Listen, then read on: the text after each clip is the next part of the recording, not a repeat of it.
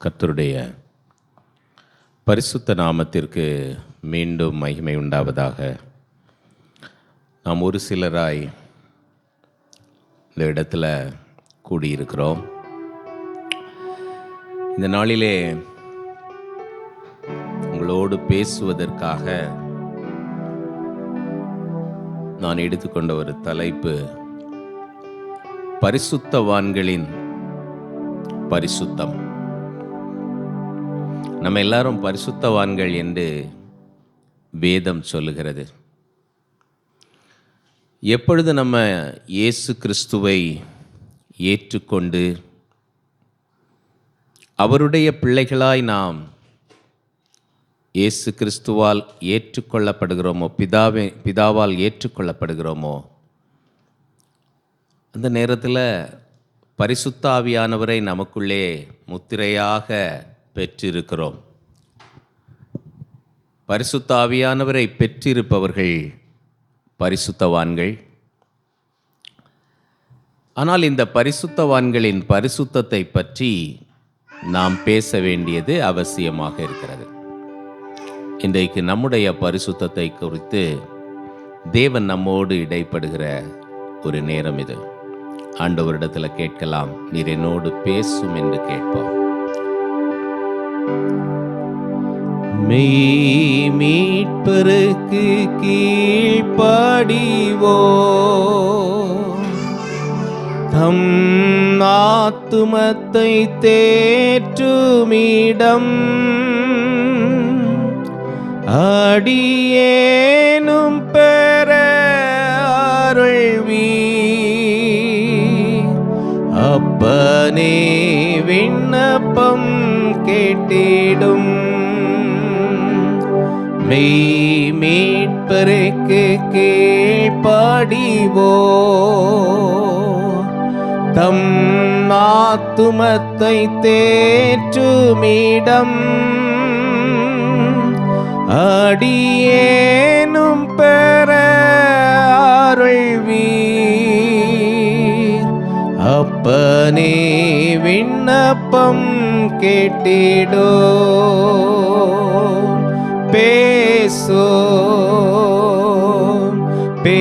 பேசோம் ஜெபம் செய்யும் போது, ஆண்டவா பிரியமானதை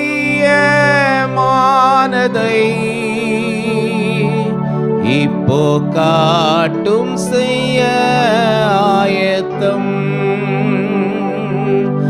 ஆண்டவா பிரியமானதை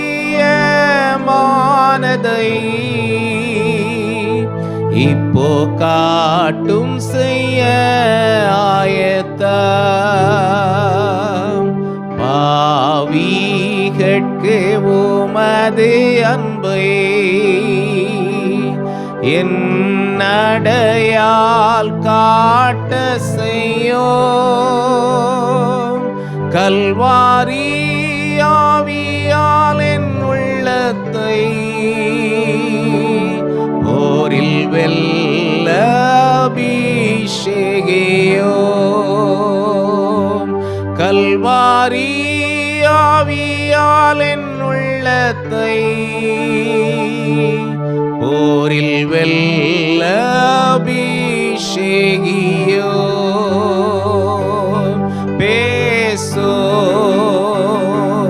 பேசோம் ஜெபம் செய்யும் போது,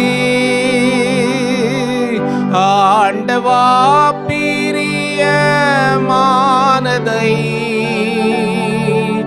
இப்போ காட்டும் செய்ய ஆயத்தம். ஆண்டவா பிரியமானதை இப்போ காட்டும் செய்ய ஆயத்தம். எங்களை நேசிக்கிற நல்ல ஆண்டவரே, இந்த நாளின் மாலை வேளைக்காக உமக்கு நன்றி செலுத்துகிறோம். நாங்கள் ஒரு சிலராய் இந்த இடத்திலே கூடியிருக்கிறோம். தேவன் என்ன நோக்கத்தோடு எங்களை கூட்டி சேர்த்தீரோ ஆண்டவரே, அந்த நோக்கத்தை எங்கள் ஒவ்வொருவரிலும் நீர் நிறைவேற்ற வேண்டும் என்று ஜெபிக்கிறேன் அப்பா. ஆண்டவரே, நாங்கள் உலகத்தை பார்க்கிறவர்களாக அல்ல, உம்மை நோக்கி பார்க்கிறவர்களாக, எங்களுக்கு நீர் என்ன சொல்லுகிறீர் என்பதை நாங்கள் கவனிக்கக்கூடிய கிருபையை இந்த நேரத்தில் தாரோம். பாவிகளுக்கு உமது அன்பை எங்கள் நடையால் காட்டுவதற்கு நீர் எங்களை அழைத்திருக்கிறீர். அதற்கேற்ற விதத்திலே கல்வாரி ஆவியால் எங்கள் உள்ளத்தை நீர் அபிஷேகியும் என்று கேட்டோம்.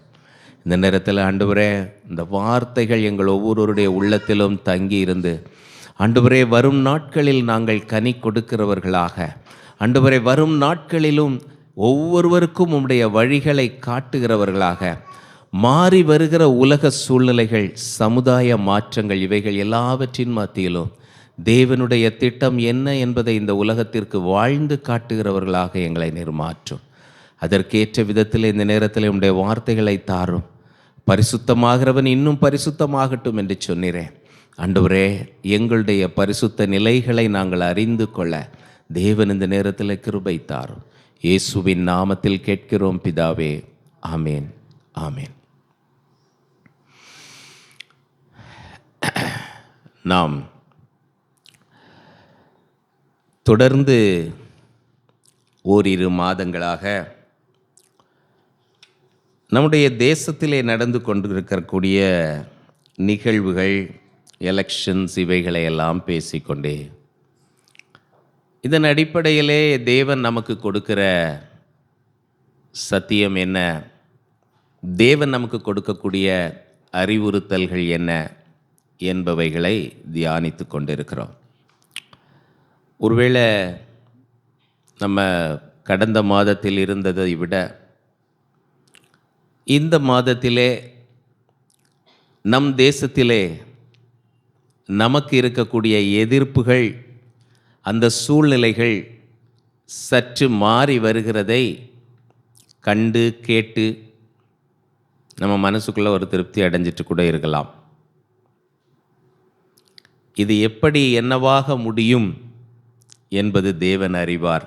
மீண்டும் அறிவுறுத்தி கொள்ள விரும்புகிறேன்.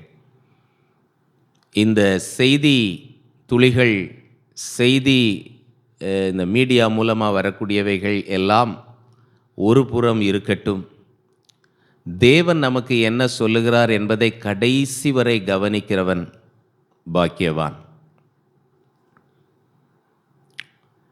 ஆண்டவர் சொல்கிறதை எப்போவுமே கடைசி வரை கேட்குறவங்க உயிர் மீட்சி பெறுவார்கள். கொஞ்ச நேரம் கேட்டுட்டு ஓடி போகிறவங்க தவறி போவார்கள். இதற்கு வேதத்திலே பல எடுத்துக்காட்டுகள் உண்டு.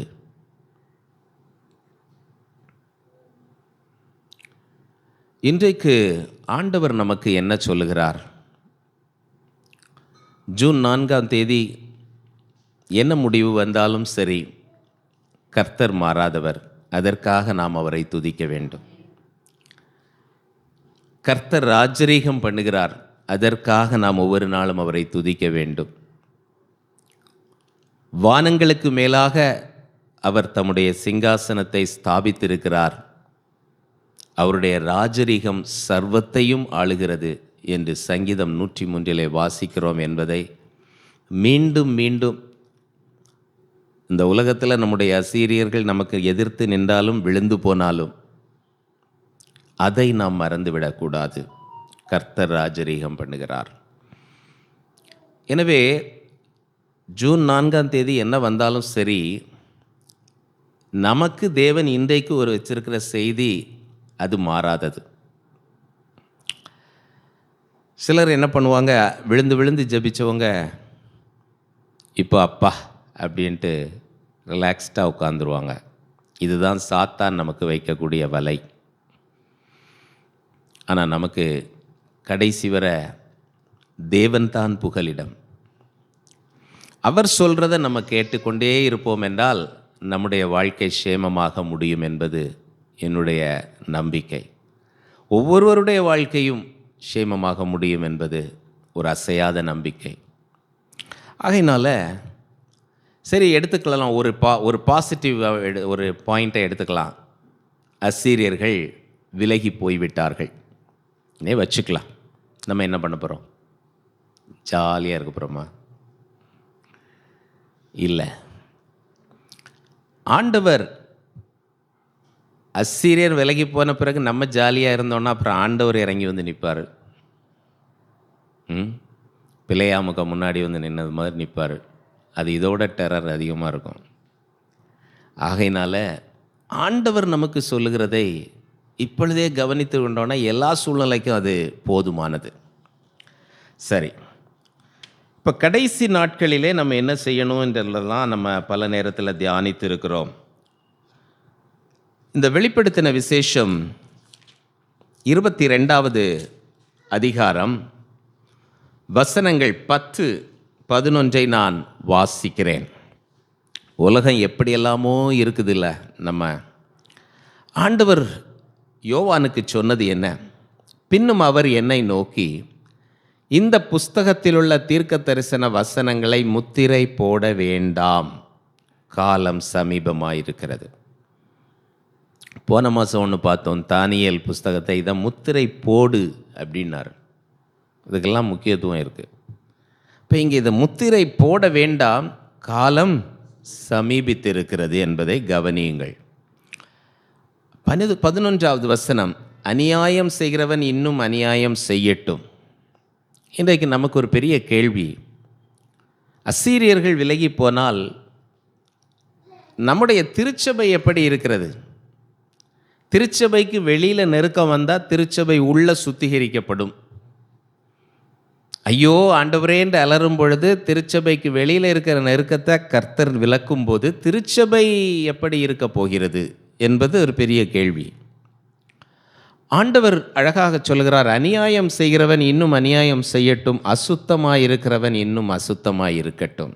நம்ம பல நேரத்தில் எல்லாரையும் பார்த்து அவங்க எல்லாம் அப்படி தான் இருக்கிறாங்க, உலகத்தில் எல்லாரும் இப்படி தான் இருக்கிறாங்க, அவங்களும் கிறிஸ்தவங்க தானே, அவங்களும் விசுவாசிகள் தானே அப்படின்னு நினச்சிக்கிறோம். ஆனால் வசனம் இங்கே இதை முத்திரை போடாத மக்கள் இதை கவனிக்கட்டும். அநியாயம் செய்கிறவன் செய்துகிட்டே இருக்கட்டு, அசுத்தமாக இருக்கிறவன் இன்னும் அசுத்தமாக இருக்கட்டும். உலகத்தில் பார்க்கும்போது அசுத்தங்கள், பொல்லாப்புகள் நாளுக்கு நாள் வளர்ந்து கொண்டே தான் இருக்கிறது. திருச்சபைகளுக்குள்ளேயும் வளர்ந்து கொண்டு தான் இருக்கிறது. ஆகையினால இதை நம்ம கவனிக்கணும்.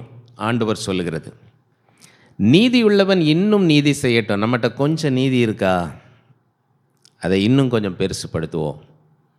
நம்ம கொஞ்சம் நீதியை பார்த்து தான் ஆண்டவர் நம்மளை பரிசுத்தவான் என்று கூப்பிடுகிறார். அந்த கொஞ்சம் நீதி, கொஞ்சம் விசுவாசத்தை பார்த்து நமக்குள்ளே அவர் வந்து இருக்கிறார். இந்த நீதியை கொஞ்சம் பெருகச் செய்வோம். பரிசுத்தம் உள்ளவன் இன்னும் பரிசுத்தமாகட்டும்.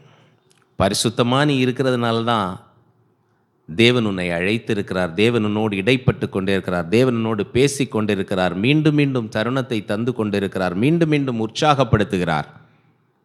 ஆனால் நான் அடைந்தாயிற்று என்றல்ல, இன்னும் நான் பரிசுத்தம் அடைய வேண்டும் என்கிற செய்தியை இந்த நாளிலே பெற்றுக்கொள்வோம். இதற்கு ஆதாரமாக எரேமியாவின் புஸ்தகத்தை புஸ்தகத்தில் 15வது அதிகாரத்தை நாம் எடுத்துக்கொள்ளலாம். எரேமியா 15. நாம் எல்லோரும் அறிந்திருக்கிறபடி எரேமியா யார்? ஒரு தீர்க்கதரிசி. எப்போ வந்த தீர்க்கதரிசி அவர்? யூதா தேசம் அதிகமாய் பாவம் செய்து அழிந்து போகிற நிலையில் வந்த ஒரு தீர்க்கதரிசி. சரி, அவர் எப்போ வந்தது? ராஜாக்கள் பார்த்தீங்கன்னா யோசியா 1வது அதிகாரம் எரேமியா 1 நம்ம பார்க்கும் பொழுது, பென்யமீன் தேசத்திலுள்ள ஆனதோத் ஊரில் இருந்த ஆசாரியர்களில் ஒருவனாகிய இல்கியாவின் குமாரன் எரேமியாவினுடைய வசனங்கள். ஆமோனுடைய குமாரனாகிய யோசியா என்கிற யூதாவுடைய ராஜாவின் நாட்களில் அவன் அரசாண்ட 13ஆம் வருஷத்தில் இவனுக்கு கர்த்தருடைய வார்த்தை உண்டாயிற்று. அப்புறம் யோசியாவின் குமாரனாகிய யோயாக்கீம் என்கிற யூதாவுடைய ராஜாவின் நாட்களிலும் யோசியாவின் குமாரனாகிய சிதேக்கியா என்கிற யூதாவுடைய ராஜாவின் 11ஆம் வருஷத்து முடிவு மட்டாகவும் எருசலேம் ஊரார் 5ஆம் மாதத்தில் சிறைப்பட்டு போகும் வரைக்கும் கர்த்தருடைய வார்த்தை அவனுக்கு உண்டாயிற்று.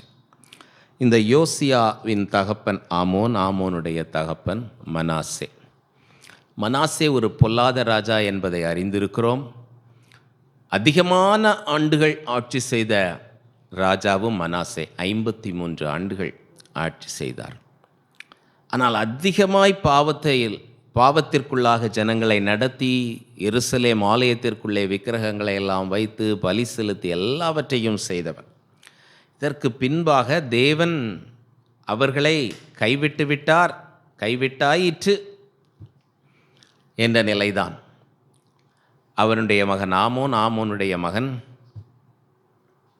யோசியா. இந்த மனாசேக்கு அப்பா தான் எசேக்கியா ராஜா. அவர் ஒரு நல்ல ராஜா, ஆனால் கடைசியில் அவர் விழுந்து போனார். சரி, இவைகளெல்லாம் நம்முடைய பின்னணியத்தில் அப்படி நிற்கட்டும். ஆண்டவர் இது எல்லாரையும் பார்த்துட்டே வரும்போது தான் இந்த எசேக்கியாவின் மூலமாக இந்த ஜனங்களுக்கு அவர் சொல்ல வேண்டிய வார்த்தைகளை எரேமியாவின் மூலமாக ஜனங்கள் எல்லாருக்கும் சொல்ல வேண்டிய வார்த்தைகளை அவர் சொல்லிக்கொண்டே இருக்கிறார். இந்த எரேமியாவை தாயின் கற்பத்திலே அவர் தெரிந்து கொண்டார். அவர் ஏதோ உலகத்தில் வாழ்ந்து கொஞ்ச நாள் அப்படி மனம் போல வாழ்ந்து அதுக்கு பிறகு ஆண்டவர் பிடித்து அப்படி இல்லை, சின்ன வயதிலிருந்தே தெரிந்து கொண்டவர் என்று நாம் 1வது அதிகாரம் 5வது வசனத்தில் வாசிக்கிறோம். சரி, இந்த எரேமியா ஜனங்களுக்கு விரோதமாக அல்லது தேவன் ஜனங்களுக்கு சொல்ல வேண்டும் என்று சொல்லுகிற எல்லா வார்த்தைகளையும் சொல்லிக்கொண்டே இருக்கிறார். ஜனங்களோ பொல்லாதவர்களாய் இருக்கிறார்கள். யோசியா ஒரு நல்ல ராஜாவாக இருந்தாலும், ஆனால் யோசியாவின் நாட்களில் கூட எவ்வளவோ மனமாறுதல் ஏற்படுவதற்கான காரியங்களை யோசியா யூதா தேசத்தில் மாத்திரமல்ல, இஸ்ரவேல் வடதேசத்திலும் போய் அங்குள்ள பலிபீடங்களெல்லாம் அழித்து எல்லா சீர்திருத்தல்களை செய்தாலும் ஆண்டவர் சொல்வார், நீ எல்லாம் நல்லா தான் செஞ்சுருக்க, ஆனால் உங்கள் தாத்தா மனாசே செஞ்ச தப்பு நிமித்தமாய் என்னால் ஒன்றும் பண்ண முடியலப்பா சொல்வார். அந்த அளவிற்கு தேவன் வேதனை அடைந்து விட்டார். இதெல்லாம் எதுக்கு சொல்கிறேன்னா, இன்றைக்கி உலகம் எப்படி இருக்குது, நம்ம இன்றைக்கி ஒரு சின்ன நல்ல காரியம் செஞ்ச உடனே எல்லாம் நல்லதாக மாறிடும்னு நம்ம நினைக்கக்கூடாது. ஆண்டவருடைய சித்தம் ஒன்று இருக்கிறது. ஆனால் அதற்குள்ளாக ஊடுருவி செல்லக்கூடிய கிருபையை நமக்கு கர்த்தர் நிச்சயமாக தருவார். அதற்கு நாம் ஆயத்தப்பட வேண்டும், அதற்கு நாம் பரிசுத்தம் அடைய வேண்டும்.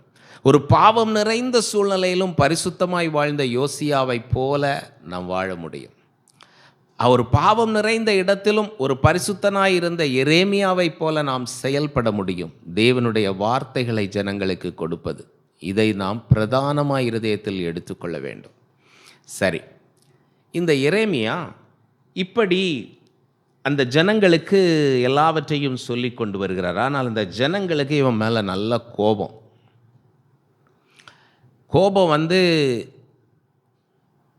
நேபுகாத்நேச்சார் சிறைப்பிடித்து போகும்போது கூட ஆண்டவர் கட்டளை கொடுத்தது நிமித்தமாய் சொன்னது நிமித்தமாய் அவனுடைய பிரதானிகள், நேபுகாத்நேச்சாரின் பிரதானிகள் எரேமியாவை இங்கே விட்டுட்டே போயிடுவாங்க. ஆனால் இங்கே மீதி இருக்கிற ஜனங்கள் எல்லாம் ரொம்ப பொல்லாதவர்களாக இவனுக்கு விரோதமாய் கிரியை செய்து கடைசியில் இவருக்கு விருப்பமே இல்லை, ஆனால் இவரை எகிப்துக்கு கொண்டு போயிடுவாங்க. இதெல்லாம் அதில் படிக்கும்போது நமக்கு தெரியுது. இப்படி அந்த ஜனங்கள் மத்தியிலே தங்கியிருந்து அந்த ஜனங்களுடைய பாழ்கடிப்புகள், அசுத்தங்கள், பொல்லாப்புகள், துன்மார்க்கத்தன்மைகள் எல்லாவற்றையும் எல்லாம் அழிஞ்சு போயாச்சு. இன்னும் ஆண்டவர் அவங்களுக்கு எடுத்து சொல்லணும்னு விரும்புகிறார். சிறைப்பட்டு போய்விட்டார்கள், எருசலேம் ஆலயம் அழிக்கப்பட்டு விட்டது. இன்னும் அந்த ஜனங்களின் மீது கரிசனையுடையவராய் அவங்களுக்கு இதை சொல்லுப்பா, கொஞ்சம் பேராது மனம் திரும்பட்டும், மீந்து இருக்கிறவர்களாய் எனக்கு வேணும்னு கேட்குறார். அந்த நேரத்தில் நின்று ஊழியம் செய்தவர் எரேமியா. இப்போது இந்த ஜனங்கள் எல்லாம் இவரை பார்த்து என்ன சொல்கிறாங்கன்றது இப்போ நான் 11வது அதிகாரம் 20-21 வசனங்களை நான் வாசிக்கிறேன். சேனைகளின் கர்த்தாவே, உள்ளிந்திரியங்களையும் இருதயத்தையும் சோதி தருகிற நீதியுள்ள நியாயாதிபதியே, நீர் அவர்களுக்கு நீதியை சரிக்கற்றதை பார்ப்பேனாக. யார் சொல்கிறா? எரேமியா ஜெபிக்கிறார். தாவீது ஜெபிக்கிற மாதிரி தான் எரேமியாவும் ஜெபிக்கிறார். நீர் அவர்களுக்கு நீதியை சரி கட்டுகிறதை பார்ப்பேனாக, என் வழக்கை உமக்கு வெளிப்படுத்தி விட்டேன் என்றேன். அவர் கேஸ் போடுறார் ஆண்டவர்கிட்ட போய், நீர் எனக்கு இந்த வேலையை கொடுத்தீர், நான் இதெல்லாம் செய்கிறேன், இவங்க இப்படியெல்லாம் பண்ணுறாங்க, இப்படியெல்லாம் பேசுகிறாங்க, என்னை தூக்கி கிணத்துக்குள்ளே போடுறாங்க, எல்லாம் என்னை கஷ்டப்படுத்துகிறாங்க, சிறையில் வச்சுருக்காங்க ராஜா. என்ன இடுக்கத்தின் அப்பம் அது இவருக்கு இல்லை, இன்னொரு தீர்க்கதரிசிக்கு கொடுக்கப்பட்டது. இவரையும் அப்படி வேதனைப்படுத்துகிறாங்க எல்லாத்துக்கும். இவர் ஆண்டவர்கிட்ட வழக்கு கொடுக்குறார். ஆண்டவருக்கு தெரியாதா? நிச்சயமாக தெரியும். ஆனால் அவர் வழக்கு கொடுக்கிறார். அடுத்த வசனம், ஆதலால் நீ எங்கள் கையினாலே சாகாதபடிக்கு கர்த்தருடைய நாமத்தினாலே தீர்க்க தரிசனம் சொல்ல வேண்டாம் அப்படின்னு சொல்கிறாங்க. கர்த்தருடைய நாமத்தினால தீர்க்க தரிசனம்ன்ட்டு எங்களுக்கு அகேன்ஸ்டாக நீ சொல்லிகிட்டு இருக்கிறல்ல, என் கையினால் நீ செத்து போகாதபடி நீ பேசாத. இப்படியெல்லாம் நம்மகிட்ட யாரும் இன்னும் சொல்லலைல்ல, ஆனாலும் நம்ம சோர்ந்து போய்டுறோம். ஏன்னா நம்ம வாசித்தோன்னா அந்த ஜனங்களுக்கு ஏற்ற விதமாய் மேற்பூச்சாய் பாசிட்டிவாக தீர்க்க தரிசனம் சொல்கிற தீர்க்க தரிசிகளெல்லாம் அங்கே உள்ளே இருக்கிறாங்க. அவங்க சொல்கிறத கேட்குறதுக்கு இவங்களுக்கு விருப்பம். ஆண்டவர் சொல்கிறபடியே சொல்லக்கூடிய எரேமியா சொல்கிறத கேட்குறதுக்கு விருப்பம் இல்லை. அதனால் எங்கள் கையினால் நீ சாகாதபடிக்கு கர்த்தருடைய நாமத்தினாலே தீர்க்க தரிசனம் சொல்ல வேண்டாம் என்று சொல்லி உன் பிராணனை வாங்க தேடுகிற ஆனதோத்தின் மனுஷரை, அவங்க சொந்த ஊரே ஆனதோத் தான், அவங்க சொந்த ஊருக்காரனே அவனை அடித்து கொன்று போட வேண்டும் என்று பேசிகிட்டு இருக்கிறான்னு கர்த்தர் சொல்லுகிறார். ஆண்டவர் அவன்கிட்ட சொல்கிறார், இப்படி தான் அவங்கெல்லாம் பேசிகிட்டு இருக்கிறாங்க. இவர் என்னத்துக்கு போகிறாருன்னா, ஆண்டவரே இவங்க அநியாயம் பண்ணுறாங்க, இதெல்லாம் பார்த்து ஏதாவது நீதி சரிக்கட்டும் ஆண்டவரே, அவங்கள கரெக்ட் பண்ணுங்க ஆண்டவரேன்னு கம்ப்ளைண்ட் லெட்டர் எடுத்துகிட்டு போகிறாரு. இவர் சொல்கிறாரு, அவன் என்ன தெரியுமா சொல்லிகிட்டு இருக்கிறான், அவன் கையினால் நீ சாகாதபடிக்கு வாய மூடிட்டு இருன்னு சொல்கிறான்னு இன்னும் கொஞ்சம் பயப்படுத்தி விடுறார். ஆண்டவர் சொல்லி கொடுக்குறார். இதோ இது நிமித்தம் உங்களை விசாரிப்பேன், இள வயதுள்ளவர்கள் பட்டயத்தாலே சாவார்கள். இப்படிப்பட்ட நிலைகள் எல்லாவற்றையும் ஆண்டவர் சொல்கிறார். இப்படி அடுத்த 12வது அதிகாரத்தை பார்த்தோன்னா எரேமியா இன்னும் வழக்காடுகிறார் ஆண்டவரிடத்தில். சொல்கிறார் பாருங்கள், கொஞ்சம் எதற்கு இதெல்லாம் சொல்கிறேன்னா, நமக்கு நிறைய நேரம் ஆண்டவர்கிட்ட கம்ப்ளைண்ட் எடுத்துகிட்டு போகிற பழக்கம் இருக்குல்ல. பாருங்கள் ஆண்டவரே, நீங்கள் சொன்னீங்கன்னா நான் இப்படியெல்லாம் இருந்தேன், ஆனால் பாருங்கள் இங்கே சிச்சுவேஷன் இப்படி இருக்குது, நீங்கள் இப்போ ஒன்றும் கண்டுக்க மாட்டேங்கிறீங்க, நான் தான் இப்போ மாட்டிக்கிட்டு முழிக்கிறேன். சொல்கிறோமா? யோசிக்கிறோமா? எரேமியா, கர்த்தாவே 12வது அதிகாரம், உம்மோடே நான் வழக்காட போனால் தேவரீர் நீதி உள்ளவராமே, ஆகிலும் உம்முடைய நியாயங்களை குறித்து உம்மோடே நான் பேசும்படி வேண்டுகிறேன். நான் வழக்காடி உங்கள்கிட்ட விண்ணெல்லாம் பண்ண முடியாது, ஆனாலும் நீ செய்கிறதுல சில தப்பெல்லாம் இருக்குது ஆண்டவரே, அதை நான் உங்கள்கிட்ட சொல்லி காட்டத்தான் செய்வேன். அப்படி தானே இருக்குது பாருங்கள். திரும்பி, கர்த்தாவே உம்மோடே நான் வழக்காட போனால் தேவரீர் நீதி உள்ளவராமே, ஆகிலும் உம்முடைய நியாயங்களை குறித்து உம்மோடே நான் பேசும்படி வேண்டுகிறேன். ஆகாதவர்களின் வழி வாய்க்கிறது என்ன? துரோகம் செய்கிற அனைவரும் சுகித்திருக்கிறது என்ன? நீர் அவர்களை நாட்டினீர், வேர் பற்றி தேறி போனார்கள், கனியும் கொடுக்கிறார்கள்.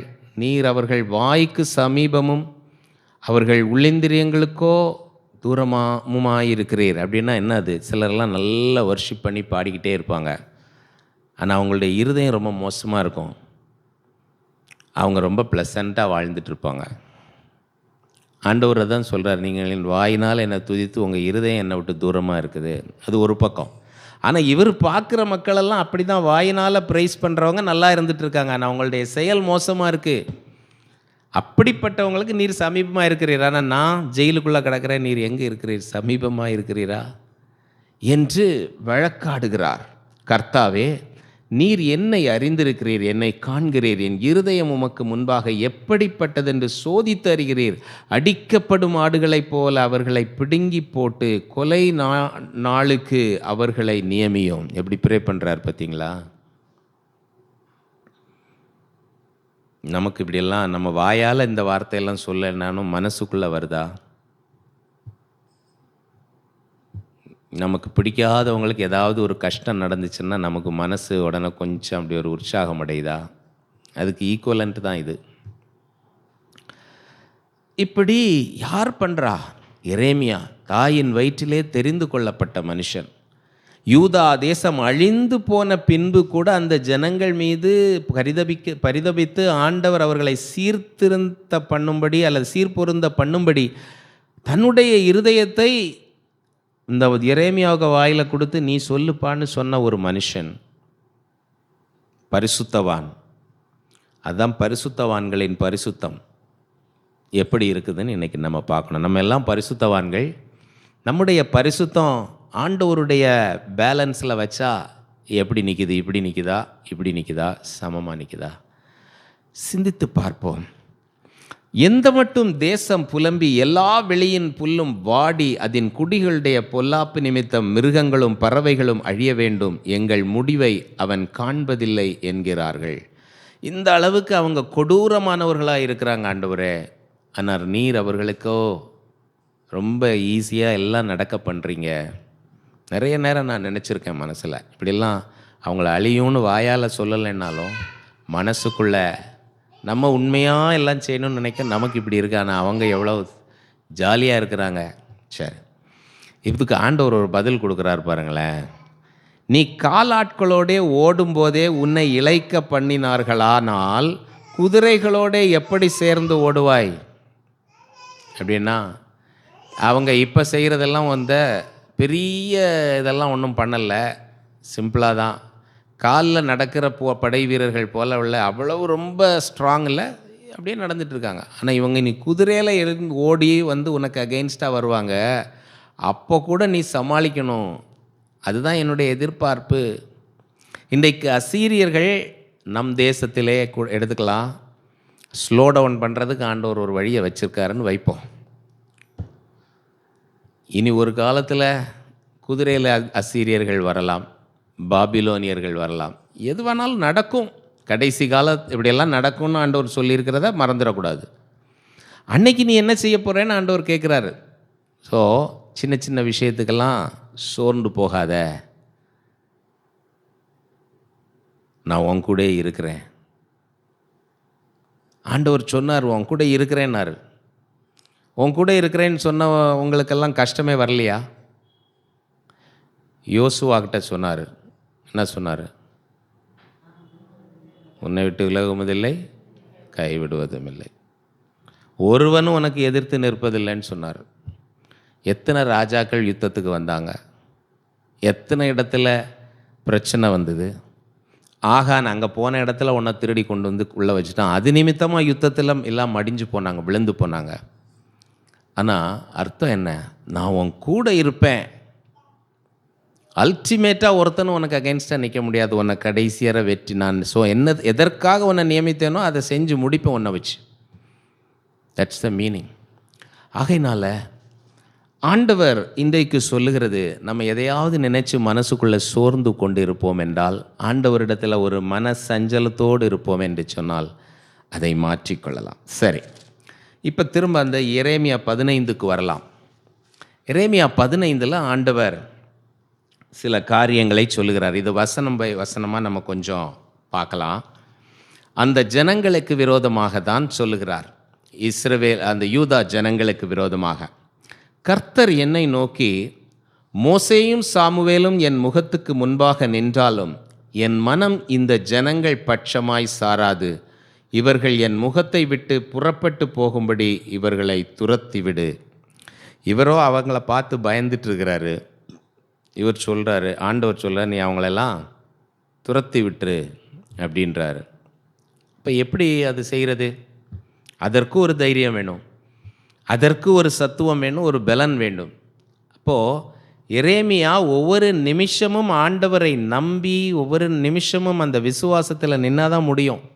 ஏதோ தாயின் கற்பத்திலே தெரிந்து கொண்டதுனால அவருக்கு எல்லாமே லகுவாக இருந்திருக்கும் என்று நாம் நினைப்பதற்கு இல்லை. எங்கே புறப்பட்டு போவோம் என்று இவர்கள் உன்னை கேட்டால், நீ அவர்களை நோக்கி, சாவுக்கு ஏதுவானவர்கள் சாவுக்கும், பட்டயத்துக்கு ஏதுவானவர்கள் பட்டயத்துக்கும், பஞ்சத்துக்கு ஏதுவானவர்கள் பஞ்சத்துக்கும், சிறையிருப்புக்கு ஏதுவானவர்கள் சிறையிருப்புக்கும் நேராய் போக வேண்டும் என்று கர்த்தர் உரைக்கிறார் என்று சொல்லு. இப்படி பிளண்ட்டாக பதில் சொல்லுன்னு ஆண்டவர் சொல்கிறார். சொல்லித்தான் ஆகணும். சில இடத்துல எல்லாம் நம்ம இன்றைக்கி பார்க்குறோம், நிறைய பேர் பாலிஷ்டாக பதில் சொல்லி, பாலிஷ்டாக தீர்க்க தரிசனம் சொல்லி, பாலிஷ்டாக மெசேஜ் கொடுத்து சமாளிச்சுட்டே போகிறது நாட்கள். ஆனால் ஆண்டவர் இங்கே சொல்கிறார், நீ இப்படி சொல்லுன்றார். அவர் சொல்லதான் ஆகணும். கொன்று போட பட்டயமும் பிடித்து இழுக்க நாய்களும் பட்சித்து அழிக்க ஆகாயத்து பறவைகளும் பூமியின் மிருகங்களும் ஆகிய 4 விதமான வாதைகளை நான் அவர்கள் மேல் வர கட்டளையிடுவேன் என்று கர்த்தர் சொல்லுகிறார். எசேக்கியாவின் குமாரனும் யூதாவின் ராஜாவுமாகிய மனாசே எருசலேமில் செய்தவைகளின் நிமித்தம் அவர்களை பூமியில் உள்ள எல்லா ராஜ்யங்களிலும் அலைய பண்ணுவேன். பாருங்கள், அவர் செஞ்சுட்டு போயிட்டார் மனாசே. இப்போது அவருக்கு மகன் ஆமோனுக்கு மகன் யோசியா. இவ்வளவு நாளுக்கு பிறகு ஆண்டவர் இன்னும் அதை மனதில் வருத்தமாய் வைத்து கொண்டே இருக்கிறார். ஆகையினால தேவனுடைய இருதயம் எந்த காரணத்தினால் சில காரியங்களை நம்முடைய வாழ்க்கையிலே உலகத்திலே அனுமதித்து கொண்டே இருக்கிறார் என்பது நமக்கு தெரியாது. ஆனால் ஒன்று தெரியும், நம்மை பாதுகாக்க அவர் போதுமானவர். நீ ஆறுகளில் நடக்கும் பொழுது, ஆறுகளை கடக்கும் பொழுது நான் உன்னுடனே கூட இருப்பேன், தண்ணீர்கள் உன்மேல் புரளுவதில்லை. இதைத்தான் நம்ம எடுத்துக்கொள்ளணும். அவர் நம்ம கூட இருந்து நம்ம நடத்துவார். நமக்கு என்ன சோதனை வந்தாலும் சோதனையிலே தப்பித்து கொள்ள ஒரு வழியை உண்டு பண்ணுவார். நம்முடைய திராணிக்கு மேலாக சோதிக்க மாட்டார். ஆனால் சோதனை வரலாம், வரும். எனவே இவைகளையெல்லாம் நம்ம கவனிக்கலாம். இப்படி ஆண்டவர் அவர்களுக்கு விரோதமாய் எல்லா காரியங்களையும் சொல்லுவார். 14வது வசனம் வரைக்கும் இருக்குது. இதையே வீட்டில் சென்று வாசித்து பார்க்கலாம். 14வது வசனத்தில் வாசிக்கும்போது, நீ அறியாத தேசத்தில் உன் சத்துருக்கள் வசமாக நான் உன்னை தாண்டி போக பண்ணுவேன். உங்கள் மேல் எரிய போகிற அக்கினி என் கோபத்தினாலே மூண்டது என்று கர்த்தர் சொன்னார். அதாவது இனிதான் எரிய போகிற அக்கினி என்னுடைய கோபத்தினால தான் வந்ததுன்ட்டு எரேமியா மூலமாக சொல்கிறார். அதாவது எரேமியாவின் நாட்கள், அந்த தீர்க்க தரிசன காலம் ஆரம்பிக்கிறது யோசியாவின் நாட்களில். அப்போ இன்னும் அவங்க அடிமையாக போகலை. இனி அப்புறம் திரும்பி சிதேக்கியாவின் நாட்களில் தான் போகிறாங்க. அதை இப்போமே ஆண்டவர் நீ அவங்களுக்கு சொல்லுன்றாரு. கொஞ்சம் யோசிச்சு பாருங்கள், இது எவ்வளவு சொல்கிறது எவ்வளவு கடினமாக இருக்கும். ஏற்கனவே திட்டிகிட்டு இருக்கிறாங்க, எங்கள் கையினால் நீ சாகாதபடி ஜாக்கிரதையாயிரு, ஆண்டவர் சொல்கிறதெல்லாம் நீ எங்கள்கிட்ட வந்து சொல்லாத. ஆனால் ஆண்டவர் சொல்கிறார், நீ போய் சொல்லுன்றார். என்ன சொல்கிறாரு? அவருடைய கோபாக்கினை வரப்போகுது, அதை பற்றி சொல்லுகிறார். சற்று கடினம் பாருங்கள். இப்போது எரேமியா ஆண்டவர்கிட்ட சொல்லுகிறார், இனிதான் முக்கியமானது. கர்த்தாவே, நீர் அதை அறிவீர். தேவரீர் என்னை நினைத்து என்னை விசாரித்து என்னை துன்பப்படுத்துகிறவர்களுக்கு என் நிமித்தம் நீதியை சரிக்கட்டும். உம்முடைய நீடிய பொறுமை நிமித்தம் என்னை வாரிக்கொள்ளாதிரும். அப்படின்னா என்ன அர்த்தம்? யோனா சொன்ன மாதிரி தான் எரேமியாவும் இப்படி தான் சொல்கிறார். நீர் அவங்க செய்கிற அநியாயத்தை எல்லாம் பார்த்துட்டு பொறுமையாக இருக்கிறீங்களே, நீங்கள் அப்படி பொறுமையாக இருந்து என்ன வாரிக்கொள்ளாதிரும். அப்படின்னா நீங்கள் பொறுமையாக இருந்தால் அவங்க என்ன கொலை பண்ணிவிடுவாங்க. ஆண்டவர் சொல்கிறது என்னது? அவங்க மேலே இப்படிலாம் தப்பு இருக்கிறதுனால என் கோபாக்கினை பற்றி எரியும்பா அப்படின்னு போய் சொல்லுன்றாரு.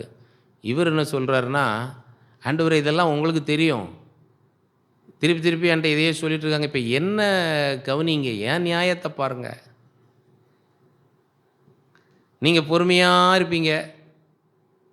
யோனாவும் அதை என்ன சொன்னார்? நான் போய் சொல்லுவேன் அழியுன்ட்டு, அப்புறம் நீங்கள் அழிக்க மாட்டீங்க, மனம் மாறி போயிடுவீங்க. சிச்சுவேஷன்ஸ் உண்மையில் ரொம்ப சேலஞ்சிங் தான். ஆனால் ஆண்டவர் அதற்கு நம்மை பலப்படுத்துவார், ஆயத்தப்படுத்துவார்.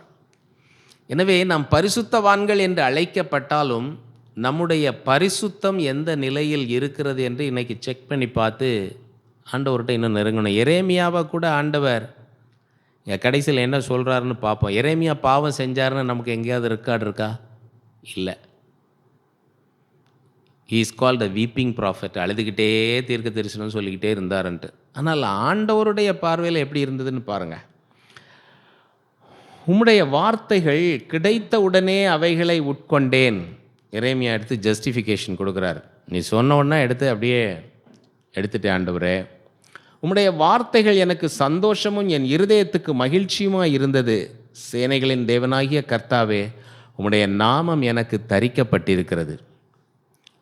நான் பரியாசக்காரருடைய கூட்டத்தில் உட்கார்ந்து களி கூர்ந்ததில்லை. நம்மளும் நினைப்போம்ல, நான் போய் எங்கேயும் உட்காந்து கூத்தடிச்சுட்டேலாம் இருக்கிறதே இல்லை. நான் எப்போ பார்த்தாலும் பைபிளும் கையுமா இருக்கிறேன், இல்லைன்னா வேலைக்கு போகிறேன், இல்லைன்னா வீட்டில் இருக்கிறேன். ஆண்டவரே, அதுதான் அவர் சொல்கிறார், உமது கரத்து நிமித்தம்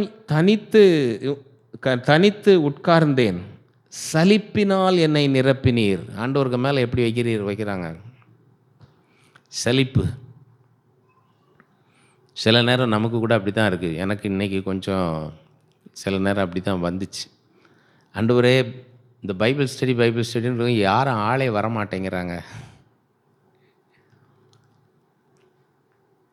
இப்போது வீட்டில் பேசணும். அப்போ சொன்னாங்க, நீங்கள் பேசுகிறதெல்லாம் ஒரு லெவல் அவங்க மேலே இருக்குது, இதை எல்லோரும் அப்ரிஷியேட் பண்ண மாட்டாங்க அப்படின்ட்டு. அப்போ யோசித்தேன், எனக்கு ஆனால் சும்மா சாதாரணமாக ஆண்டவர் ஆசீர்வதிப்பார், உலகத்தின் முடிவு புரிந்த உன் கூட இருக்கிறேன், ஆசீர்வதிந்த அன்பாக இருக்கிறார், இதையே தானே எல்லா இடத்துலையும் கேட்குறோம். அதையே திருப்பி பேசி என்ன பிரயோஜனம்? நான் என்ன செய்ய வேண்டும் என் தேவனோடு ஒப்புரவாகிறதற்கு? அவர் வரும்பொழுது அவருடைய சாயலுக்கு ஒப்பாய் இருப்பதற்கு நான் என்ன செய்ய வேண்டும்? அப்படி தான் என்னுடைய மனசு எப்பவும் வாஞ்சை தேடிக்கொண்டே இருக்கு. அதை பற்றி தான் பேசணும், அதை பற்றி தான் கேட்கணும். அவர் என்ன ஆசீர்வதிப்பார், அவர் என்ன மன்னிப்பார், அவர் என் மீது தயவாக இருப்பார், தெரிஞ்ச உண்மை அப்படின்னு தான் என்னுடைய இது. அதுக்கு அந்த இதெல்லாம் தப்புன்னு சொல்லலை, பட் என்னுடைய டிசைர் அப்படி தான். அப்போது இப்படின்னோன்னா அப்போது எனக்கு ஒரு மைண்டில் ஒரு சலிப்பு. அப்படி தான் நான் ஆண்டவரே. அதனால் ஆண்டவர் பிறகு அப்போ தான் இந்த வசனம் என்கிட்ட பேசிச்சுது. அதாவது இந்த 12 அதிகாரத்தில் ஒன்று சொன்னேன் இல்லையா, காலாட்களால் நீ காலாட்களோடே ஓடும்போதே உன்னை இளைக்க பண்ணினார்களானால் குதிரைகளோடே எப்படி சேர்ந்து ஓடுவாய்? இப்போவே இப்படி சோர்ந்து போய் கேள்வியெல்லாம் கேட்காத. அந்த வசனம் அப்போ தான் என்கிட்ட பேசிச்சு. சரி, இப்போது தொடர்ந்து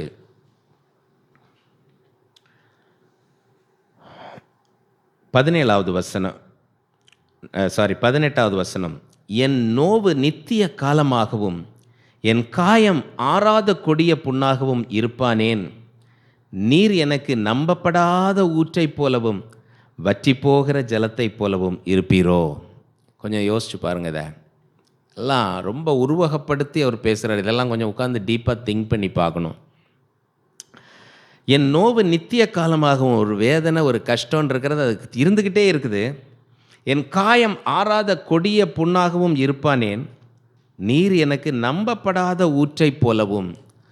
தண்ணீர் ஊற்றில் போய் தண்ணி எடுத்து பார்த்துருக்கீங்களா? ஒருவேளை சிட்டியிலே பிறந்து வாழ்ந்தவங்களுக்கு அது கஷ்டம். நான் பார்த்துருக்குறேன். தண்ணீர் வர்றது மாதிரி இருக்கும். நம்ம போய் எடுத்து சரி இன்றைக்கி இதில் குளிச்சிடலான்ட்டு ஒரு பக்கெட்டில் எடுத்து கொஞ்சம் நேரத்துக்கு பிறகு அது திடீர்னு சில நேரம் வராது. இல்லை கொஞ்சம் தான் வரும். அப்படியே பார்த்துக்கிட்டே நிற்கணும். அது வந்துச்சுன்னா ஒரு மக் எடுக்கிற அளவுக்கு. எல்லா ஊற்றும் அப்படி இல்லை, சில ஊற்று அப்படி. அதுதான் இங்கே அவர் சொல்கிறாரு, நீர் எனக்கு நம்பப்படாத ஊற்றை போல். ஊற்று அங்கே இருக்குது, ஆனால் அதை நம்ப முடியல. அது இல்லாமல் இருந்தால் கூட நான் அங்கே போக மாட்டேன். ஆனால் அது அங்கே இருக்குது, அதனால தான் போகிறேன். ஆனால் அது கன்சிஸ்டன்சி இல்லை. தண்ணியை நேற்றுக்கு வந்த மாதிரி இன்றைக்கி வரும்னு இல்லை. நம்பப்படாத ஊற்றை போலவும்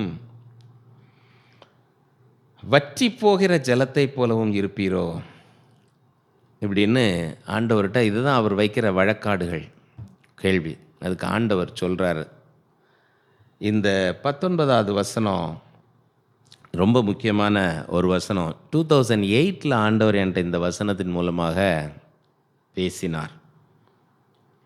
இது நிமித்தம், அதாவது சரி, நான் ஆண்டவர் ஒன்று சுருக்கமாக பாயிண்ட்டுக்கு வந்துடுறார்.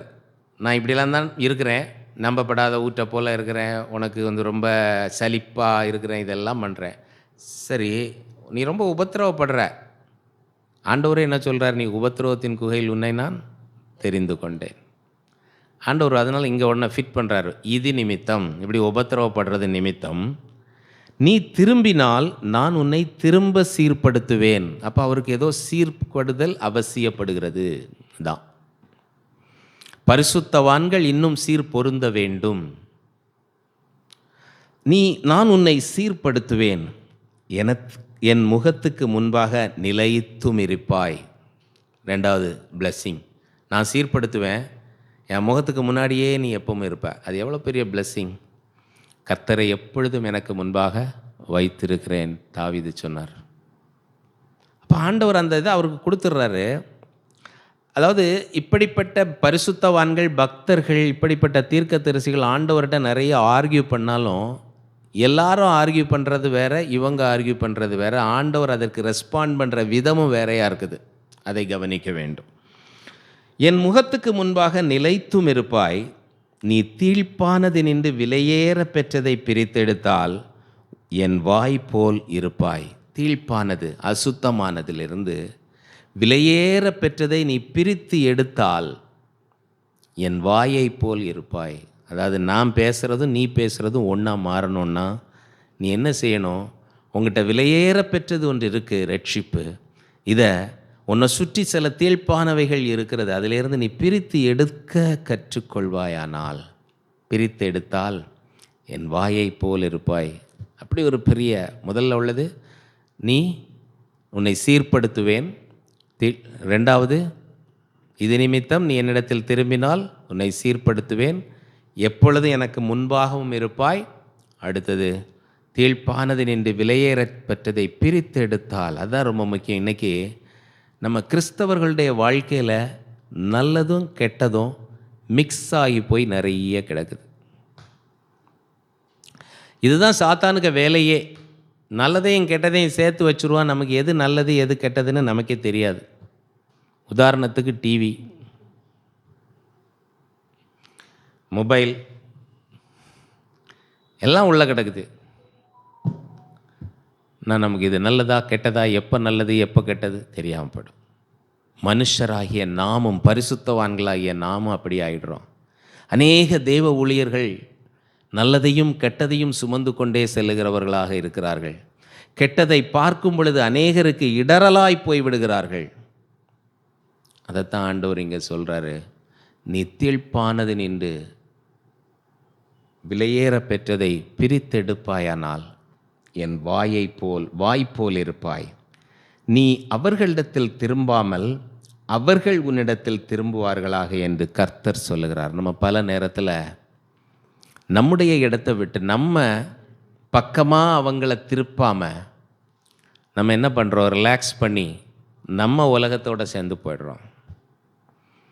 உலகம் வீட்டுக்குள்ளே வந்துடுது, உலகம் திருச்சபைக்குள்ளே வந்துடுது. அப்படி காம்ப்ரமைஸ் பண்ணினா தான் நிறைய பேரை என்ன பண்ண முடியும்? சேர்த்து கொள்ள முடியும். இப்படியெல்லாம் சிங்க்ரட்டிசம், நிறைய பிரின்சிபிள்ஸ் நம்முடைய கிறிஸ்டியானிட்டிக்குள்ளே வந்துடுது. ஆனால் இங்கே அவர் சொன்னது, நீ தீழ்ப்பானது நின்று விலையேற பெற்றதை பிரித்தெடுத்தால் என் வாயை போல் இருப்பாய். இப்படி ஆண்டவர் சொல்லிட்டு அதுக்கப்புறம் அவர்கிட்ட நீ செய்வியா செய்யலையான்லாம் கூட கேட்கல. ஏன்னா அவருக்கு அவருடைய இருதயத்தை பற்றி தெரியும். That is the closeness of God's heart with the heart of Jeremiah. அவர்கிட்ட தான் நெருங்கி இருக்கிறார். என்னாலும் இவருக்கு இத்தனை பிரச்சனைகள் நிமித்தமாய் ஆண்டவரிடத்தில் கேள்வி கேட்கிறார். ஆனால் அவர் தூரம் போகலை ஆண்டவரை விட்டு. ஆகையினால இதை சொல்லிவிட்டு 20வது வசனம் பாருங்கள், ஆண்டவர் அப்படியே பாசிட்டிவாக போயிடுறாரு. உன்னை இந்த ஜனத்துக்கு எதிரே அரணான வெண்கல அலங்கமாக்குவேன், அவர்கள் உனக்கு விரோதமாக யுத்தம் பண்ணுவார்கள், ஆனாலும் உன்னை மேற்கொள்ள மாட்டார்கள். உன்னை ரட்சிப்பதற்காகவும் உன்னை தப்புவிப்பதற்காகவும் நான் உன்னுடனே இருக்கிறேன் என்று கர்த்தர் சொல்லுகிறார். நான் உன்னை பொல்லாதவர்களின் கைக்கு தப்புவித்து உன்னை பலவந்தரின் கைக்கு நீங்களாக்கி விடுவிப்பேன் என்கிறார். அப்போது இவ்வளோ நேரம் அவர் புலம்புனதுக்கெல்லாம் ரிப்ளை இங்கே லாஸ்ட்டில் இருக்குது. ஆனால் அதுக்கு முன்னாடி ஒரு ரிக்குவயர்மெண்ட்டாக ஆண்டவர் வைக்கிறாரு. நீ தீழ்ப்பானது நின்று விலையேற பெற்றதை பிரித்தெடுத்தால் என் வாய் போல் இருப்பாய். ஆண்டவருடைய வாயாக நம்ம மாறணும். நம்ம பேசுகிறது ஆண்டவர் என்ன பேசணும்னு நினைக்கிறாரோ அதை பேசணும். அப்போ நம்ம எவ்வளோ தூரம் ஆண்டவர்கிட்ட க்ளோஸாக இருக்கணும். அவ்வளோ தூரம் க்ளோஸாக இருக்கும்போது அங்கே எந்த அசுத்தமும் இடம் இல்லை. ஒருவேளை அப்படிப்பட்ட காரியங்கள் இருந்திருக்கலாம் எரேமியாவின் வாழ்க்கையில் கூட. பல தேவ மனிதர்களுடைய வாழ்க்கையில் இப்படி இருந்ததை நாம் பார்க்க முடிகிறது. ஏசாயா ஆண்டவரை பார்த்த பொழுது, அதமானேன் அசுத்த உதடுகளில் மனுஷர் மத்தியில் வாசம் பண்ணினார். ஒரு ரிவைவல், ஒரு மறுமலர்ச்சி, ஒரு மனம் திரும்புதல் பரிசுத்தவான்களுக்கு அவசியம் காணப்பட்டது. யெசுவா என்கிற தேவ மனிதன், அதாவது இஸ்ரவேல் யூதா ஜனங்கள் பாபிலோனிலிருந்து திரும்பி வந்து ஆலயத்தை கட்டுவதற்காக முயற்சி செய்யும் பொழுது எஸ்ராவின் புஸ்தகத்தில் அதெல்லாம் குறிக்கப்பட்டிருக்கிறது. யெசுவா என்கிற ஆசாரியன் அந்த ஜனங்கள் மத்தியில் எல்லாவற்றையும் செய்து கொண்டிருக்கிறார். ஆனால் ஜனங்கள் மத்தியிலே பலவிதமான பாவங்கள் நிறைந்து காணப்படுகிறது. தேவனுடைய ஆலயம் கட்டப்படுவதற்கு அந்த தடைகள் உண்டாகி 14 ஆண்டுகள் கட்ட முடியாமல் இருக்கிறது. அந்த நேரத்தில் ஆகாய், சகரியா தீர்க்கதரிசிகள் எழுந்து தீர்க்க தரிசனம் உரைத்தார்கள். சகரியா தீர்க்கதரிசியின் புஸ்தகத்தில் யெசுவாவுக்கு ஆண்டவர் கொடுத்த மறுமாற்றத்தை, ஒரு புதுப்பித்தலை நாம் வாசிக்க முடிகிறது. என்ன? யெசுவா, அங்கே யோசுவான் இருக்கும், இங்கே யெசுவான் இருக்கும். அதை நம்ம கிளியராக பார்த்தா தெரியும். சாத்தான் போய் யெசுவாவை குற்றப்படுத்தி ஆண்டவர்கிட்ட போய் சொல்லிட்டு இருக்கிறான், பாரு அவன் இப்படியெல்லாம் தப்பு செய்கிறான். அப்போ ஆண்டவர் சொல்லுவார், அவனுக்கு வெண்வஸ்திரம் தரியுங்கள் என்று அவர்கிட்ட தூதர்களுக்கு சொல்கிறார். வெண்வஸ்திரம் தரித்து அங்கேயும் அவருக்கு ஒரு ரீகமிஷனிங் கொடுக்குறார். எனவே நான் எதற்காக இவைகளை சொல்லுகிறேன்? நாம் எல்லோரும் பரிசுத்தவான்கள் என்று புதிய ஏற்பாட்டின் புதிய உடன்படிக்கையிலே அழைக்கப்படுகிறோம் என்பது உண்மை. ஆனால் பரிசுத்தம் உள்ளவன் இன்னும் பரிசுத்தமாகட்டும் என்று சொல்லிய வார்த்தையின்படி நாம் எந்த நிலையில் பரிசுத்தமாக இருக்கிறோன்றதை நம்ம என்றைக்குமே செக் பண்ணி பார்த்து, எரேமியாவுக்கே ஆண்டவர் சொன்னார், நீ தீர்ப்பானது என்று விலையேற பெற்றதை விலக்குவாயானால் என் வாய் போல் இருப்பாய் என்று. அவர் வாய் போல் நாம் மாறுவதற்கு கர்த்தர் நமக்கு உதவி செய்ய வேண்டும். இதுக்கு ஒரே ஒரு பேரலல் நம்முடைய பழைய ஏற்பாட்டில் இருக்கக்கூடிய ஒரு ராஜாவின் அனுபவத்தையும் சொல்கிறேன். நம்ம பல நேரத்தில் அறகுற பரிசுத்தத்தோடு இருந்து ஆண்டவர்கிட்ட அறகுற ஆசீர்வாதத்தை வாங்கி கொண்டு நம்ம சுத்தமாக இருக்கிறோன்னே நினச்சிட்டே வாழ்ந்து கொண்டு இருக்கக்கூடாது. பழைய ஏற்பாட்டில் ஆகாப் ஒரு ராஜா, இஸ்ரவேலின் ராஜா. அவனுடைய நாட்களிலே விக்கிரகாராதனை எல்லாம் வளர்ந்து பெருகி போனது. அவனுடைய மகன் யோராம், அவனும் பாவம் செய்து கொண்டிருந்தான். அந்த நாட்களிலே ஆண்டவர் யெகூ என்கிற ஒரு ராஜாவை அவன் ஒரு சேனாதிபதி, அவனை ராஜாவாக மாற்றினார். யெகூவுக்கு ஆண்டவர் கட்டளை கொடுத்தார். ஆனால் நம்ம இந்த நேரத்தில் புரிந்து கொள்ள வேண்டியது, இந்த ஆகாபெல்லாம் வர்றதுக்கு முன்னாடியே ராஜ்யம் 2ஆக பிரிஞ்சிடுச்சு. சாலமோனின் மகன், சாலமோனுக்கு பின்பு ரெகோபெயாம் ராஜா, அதே டைமில் இஸ்ரவேலில் யெரோபெயாம் ராஜா. இந்த யெரோபெயாம் அதிகமாய் விக்கிரகாராதனையை தேசத்திற்குள்ளாக புகுத்தினவர். ஆகையினாலே நாளாகமம் ராஜாக்கள் புஸ்தகத்திலெல்லாம் பார்த்தா யெரோபெயாவின் பாவத்தை விட்டு விலகவில்லை ஜனங்கள் என்று திரும்ப திரும்ப சொல்லப்படுகிறதை நாம் பார்க்க முடியும். இந்த யெகூவுக்கு ஆண்டவர் கொடுத்த கட்டளை, ஆகாபின் குடும்பத்தார் எல்லாரையும் நீ அழிச்சிடணும், ஒருத்தரையும் வைக்கக்கூடாது. யெகூ நாளாகம புஸ்தகத்தில் 2 நாளாகமம், ஜஸ்ட் அதை குறிப்பிட்டுறேன், வீட்டில் போய் நீங்கள் வாசித்து பாருங்கள்.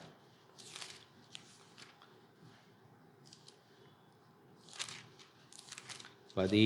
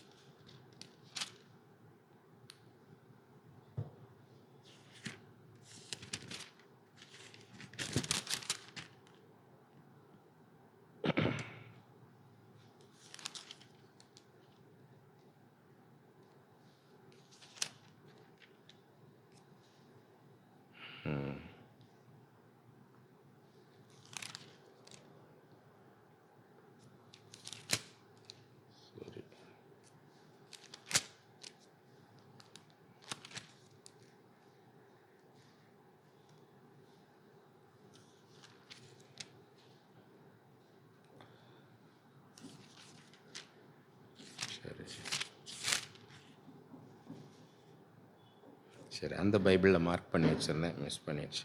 2 நாளாகமத்தில் தான் வருது. இந்த யெகூ என்ன செய்வார்னா, 2 ராஜாக்களா?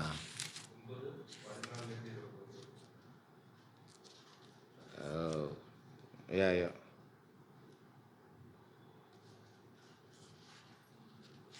2 ராஜாக்கள் 9.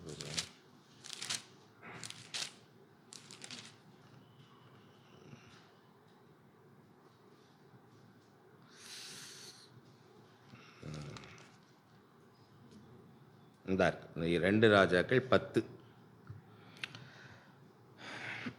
சரி, பின்னணியத்தை சொல்லிவிட்டு அந்த வசனத்தை பார்க்கலாம். அப்போது இவன் போய் யெகூ ராஜாவான உடனே அவனுடைய முதல் வேலை என்னென்னா, அந்த ஆகாபுடைய பிள்ளைகளெல்லாம் 10வது அதிகாரம் 1 இருக்குது. ஆகாபுக்கு சமாரியாவிலே 70 குமாரர் இருந்தபடியினால் யெகூ சமாரியாவில் இருக்கிற யெஸ்ரயேலின் பிரபுக்களாகிய மூப்பரிடத்துக்கும் ஆகாபுடைய பிள்ளைகளை வளர்க்கிறவரிடத்துக்கும் நிருபங்களை எழுதி அனுப்பினான். எழுதி அனுப்பி எல்லாரையும் கொலை பண்ணிடுறான். ஆண்டவர் சொன்ன மாதிரி யாரும் இல்லை. அதெல்லாம் முடிச்சுட்டு திருப்பி இங்கே வரான்.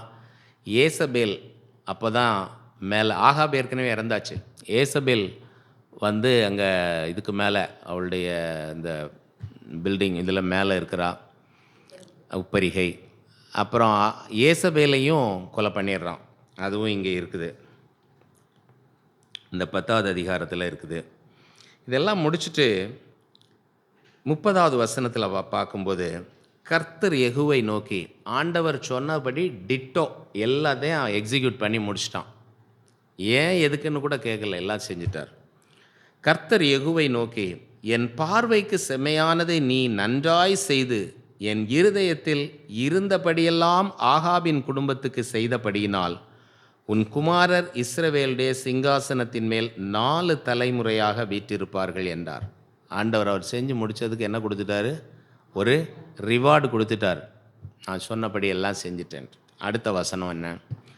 ஆனாலும் யெகூ இஸ்ரவேலின் தேவனாகிய கர்த்தரின் நியாயப்பிரமாணத்தின்படி தன் முழு இருதயத்தோடும் நடக்க கவலைப்படவில்லை. இதுதான் ஒரு பக்கம் ஆண்டவரிடத்துலேருந்து பிளெஸ்ஸிங், இன்னொரு பக்கம் ஆண்டவரிடத்துலேருந்து என்ன? ஒரு குற்றச்சாட்டு இருக்குது. இப்படிப்பட்ட வாழ்க்கை பரிசுத்தவான்களின் வாழ்க்கைக்கு தகுந்ததல்ல. ஆண்டவர் ரிவார்டு கொடுக்கறதுனால நம்ம பரிசுத்தவான் அல்ல, நம்ம பரிசுத்தமாக வாழ்ந்துட்டு இருக்கோன்னு நம்ம தயவு செய்து எடுத்துக்கக்கூடாது. இங்கே ஆண்டவர் சொல்லுகிறார், ஆனாலும் வசனம் சொல்லுகிறது, கர்த்தரின் நியாயப்பிரமாணத்தின்படி தன் முழு இதயத்தோடும் நடக்க கவலைப்படவில்லை. இஸ்ரவேலை பாவம் செய்ய பண்ணின யெரொபெயாமின் பாவங்களை விட்டு அவன் விலகவும் இல்லை. அப்போ ஒரு பக்கம் விக்கிரகாராதனை நடந்துட்டுருக்கு. அதைத்தான் நம்ம பார்க்குறோம். இவங்கெல்லாம் ஆரம்ப காலத்தில் உள்ள ராஜாக்கள், அதாவது தேசம் பிரிந்த பிறகு, அதுக்கு பிறகு அநேக ராஜாக்கள் வந்து எசேக்கியா ராஜாவாக இருக்கும்போது கூட இவங்க இது பாலைவனத்திலேருந்து சுமந்து கொண்டு வந்த அந்த பாம்பங்க இருக்குது, பலிபீடம், அதுக்கு பலிபீடம் இருந்துகிட்ருக்கு. அப்போது தேசமெங்கு விக்கிரகாராதனை பரவி போய் கிடக்கிறது. எத்தனையோ நல்ல ராஜாக்கள் வந்து சென்றாலும் அது மாறலை. ஆனால் இந்த யெகூவின் வாழ்க்கையில் யெரொபெயாமின் பாவம் இருந்து கொண்டே தான் இருந்தது. அப்போ ஒரு பக்கம் தேவன் சொன்னவைகளையெல்லாம் செய்து விட்டான், இன்னொரு பக்கம் என்னது? ஒரு வீக்னஸ் இருந்துக்கிட்டே இருக்கு. இன்றைக்கு நம் பரிசுத்தவான்களின் வாழ்க்கையில் முழுமையான பரிசுத்தத்தை தான் ஆண்டவர் எதிர்பார்க்கிறார். சரி, அது நிமித்தமாய் ஆண்டவர் என்ன சொல்கிறாருன்னு பாருங்கள். விலகவும் இல்லை. அந்நாட்கள் முதல் கர்த்தர் இஸ்ரவேலை குறைந்து போக பண்ணினார். ஆசகேல் அவர்களை இஸ்ரவேலின் எல்லைகளிலெல்லாம் முறியடித்து யோர்தான் துவக்கி கிழக்கில் உள்ள அர்னோன் நதிக்கு சமீபமான ஆரோவேர் முதற்கொண்டிருக்கிற கீலேயாத்திலும் பாசானிலும் உள்ள காதியர், ரூபனியர், மனாசேர் இவர்களுடைய தேசமாய கிலேயாத் முழுவதையும் முறியடித்தான். அப்போது ஒரு பக்கம் ஆண்டவர் சொன்னதை அப்படியே செஞ்சு விடுகிற தன்மை, அது நிமித்தமாய் ஒரு ஆசீர்வாதம். இன்னொரு பக்கம் இன்னும் ஆண்டவரை திருப்திப்படுத்தவில்லை, ஆண்டவருக்கு விரோதமான கிரியைகள். இதுதான் எரேமியாவின் வாழ்க்கையிலையும் ஆண்டவர் சொன்னதையெல்லாம் தீர்க்கதரிசியாக சொல்லிட்டு இருக்கிறாரு. இன்னொரு பக்கம் அவருடைய வாழ்க்கையில் ஒரு பாவம் இருந்துக்கணும். நமக்கு வெளியரங்கமாய் தெரிகிறது அவர் இந்த வைக்கக்கூடிய குற்றச்சாட்டுகள். ஆண்டவரே நீ இப்படி தான் செய்யணும்னு சொல்கிறாரு, இவர் போய் சொல்கிறாரு, ஆண்டவரே உம்மோட வழக்காடி நான் வின் பண்ண முடியாது, ஆனாலும் உங்ககிட்ட இருக்கக்கூடிய தப்பை நான் சொல்லித்தான் காட்டுவேன் ஆண்டவரே என்று நிற்கிறார். இதுபோல் வேறு குறைவுகள் இருந்திருக்கலாம். அதனால் ஆண்டவர் சொல்லுகிறார், நீ திரும்பு, என் பக்கமாக திரும்பு, அந்த ஜனங்கள் பக்கமாக திரும்பாமல் என் பக்கமாக திரும்பு. தீழ்ப்பானது என்று விலையேற பெற்றதை விலக்குவாயானால் என் வாயைப் போல இருப்பாய். இன்றைக்கு நாம் அடைய வேண்டிய பரிசுத்தம் தேவனுடைய வாயைப் போல் மாறுகிற பரிசுத்தம். அதற்கு நம்ம என்ன செய்யணும்? இன்றைக்கி நம்ம அசீரியர்கள் போகலாம், இல்லை வரலாம், இல்லை நின்று கொண்டே இருக்கலாம். அதை ஆண்டவர் கரத்தில் விட்டுட்டு அவங்க தான் மாறி போயிட்டாங்கன்னு சொல்லிட்டு நம்ம தயவு செய்து கேஷுவலாக இருக்க முடியாது. ஆண்டவர் இங்கே என்ன செய்தார்? யெகூவின் வாழ்க்கையில் அவனுக்கு 4 தலைமுறை வரை ராஜான்னு கொடுத்தாலும் அந்த நாளில் இருந்தே தேசத்தை வலுவிளக்க பண்ணி கொண்டே வந்தார் என்று சொல்லப்பட்டிருக்கிறது. அங்கே அவனை எதிரிகள் முறியடித்து கொண்டே வந்தார்கள். எனவே தான் ஆண்டவர் சொல்கிறாரு, நீ தீழ்ப்பானது நின்று விலையேற பெற்றதை விலக்குவதற்கு உன்னை அர்ப்பணி. எனவே பரிசுத்தமாக இருக்கிறவன் இன்னும் பரிசுத்தமாகட்டும் என்று சொல்கிறதுக்கு அர்த்தம், நம்முடைய வாழ்க்கையில் நம்ம எங்கெங்கே இன்னும் குறைவு இருக்குது என்பதை தேவன் காட்டும்படி அவரிடத்தில் கேட்க கற்றுக்கொள்வோம். தேவன் தாமே இந்த வார்த்தைகளை ஆசீர்வதிப்பாராக. கண்களை மூடி ஆண்டவரை நோக்கி பார்க்கலாம். யாராவது ஒருவர் இந்த நேரத்தில், ஆண்டவரே, உலகத்தில் சூழ்நிலைகள் எப்படி வேண்டுமானாலும் மாறலாம், எங்கள் தேசத்திலே சூழ்நிலைகள் எப்படி வேண்டுமானாலும் மாறலாம், எங்கள் தமிழகத்திலே சூழ்நிலைகள் எப்படி வேண்டுமானாலும் மாறலாம், நாங்கள் நினைக்கிறது நடக்குதா நடக்கலையா